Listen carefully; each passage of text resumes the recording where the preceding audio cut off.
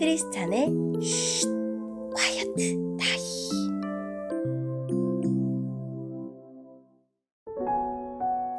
샬롬, 크리스찬 성도님들 반갑습니다.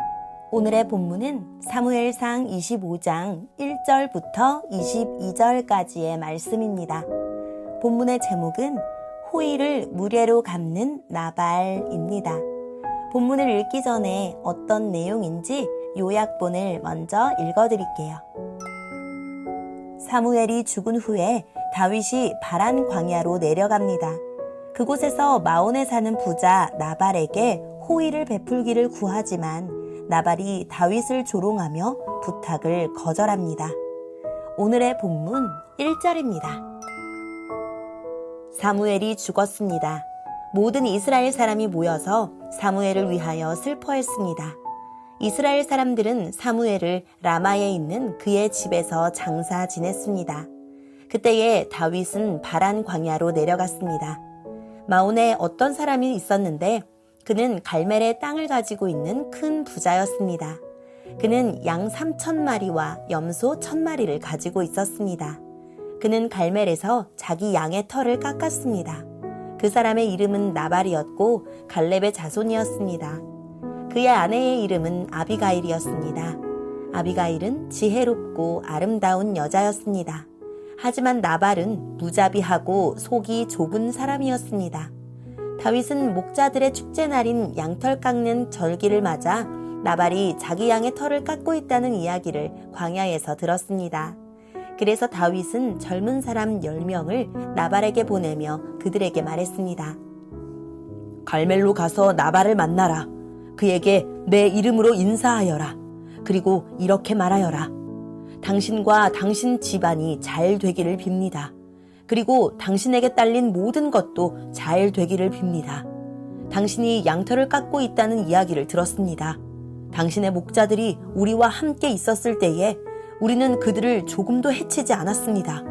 당신의 목자들이 갈멜에 있는 동안 그들은 아무것도 도둑맞지 않았습니다. 당신의 종들에게 물어보십시오. 그러면 그들이 그 사실을 이야기해 줄 것입니다. 우리가 이 좋은 날에 왔으니 제발 당신의 종과 같은 다윗과 그의 종들에게 친절을 베풀어 먹을 것을 좀 주십시오. 다윗의 부하들은 나발에게 가서 다윗의 말을 전했습니다. 그러나 나발은 그들에게 대답했습니다. 다윗이 누구요? 이새의 아들이란 자가 도대체 누구요? 요즘은 자기 주인에게서 도망치는 종놈들이 많다던데 내가 어찌 빵과 물 그리고 양털 깎는 내 종에게 주려고 잡은 짐승의 고기를 알지도 못하는 사람에게 줄 수 있겠소? 다윗의 부하들은 돌아가서 나발이 한 말을 그대로 전했습니다. 그러자 다윗이 그들에게 칼을 차라 하고 말했습니다.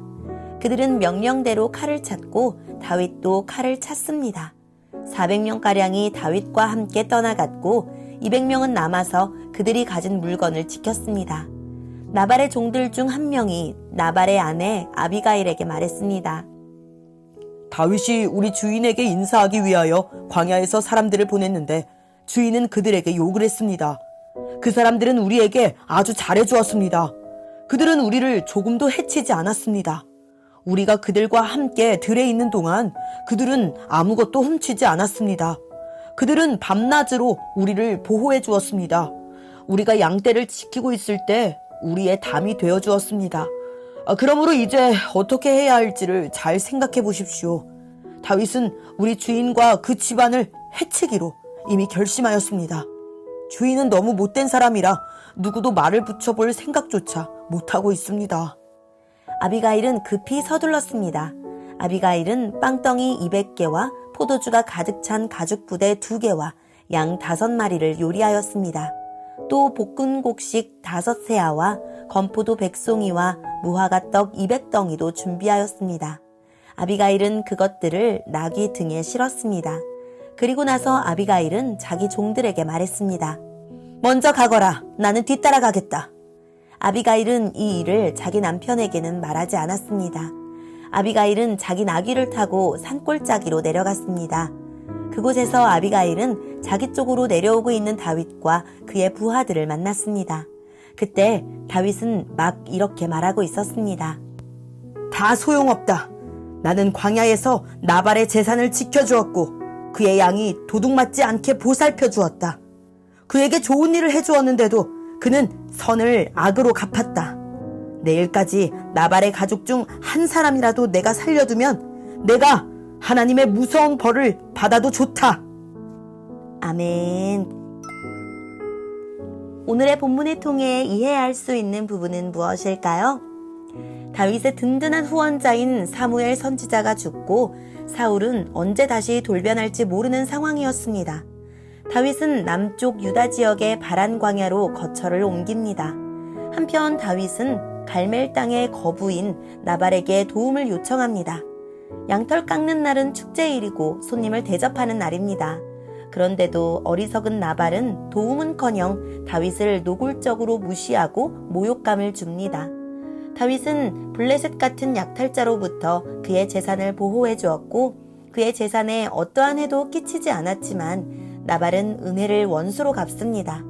모든 면에서 사울 왕을 닮은 나발은 거만하고 어리석었으며 그로 인해 온 가족이 몰살당할 위기에 처해 있습니다. 이 소식을 들은 나발의 아내 아비가일은 식량을 보내서 다윗 일행의 배고픔, 즉 필요를 채워주고 자기도 신속하게 뒤따라갔습니다. 나발은 분노케 하는 자였고 아비가일은 화평케 하는 자입니다. 아비가일이 아니었다면 무고한 사람들이 나발로 인해 죽을 수 있었습니다. 나는 나발처럼 악하고 이기적인 사람인가요? 아니면 아비가일처럼 공동체를 화평케 하는 자인가요? 오늘의 본문을 통해 우리에게 주시는 교훈은 무엇일까요? 한 사람에 대한 평가는 그가 가진 재산이나 그가 이룬 성취가 아니라 그가 보여준 성품과 행동에 따라 내려집니다. 사무엘이 죽었을 때 온 이스라엘 무리가 모여 슬피 운 것은 그가 백성을 위하여 쉬지 않고 기도하며 이스라엘을 하나님의 길로 이끌어 주었기 때문입니다.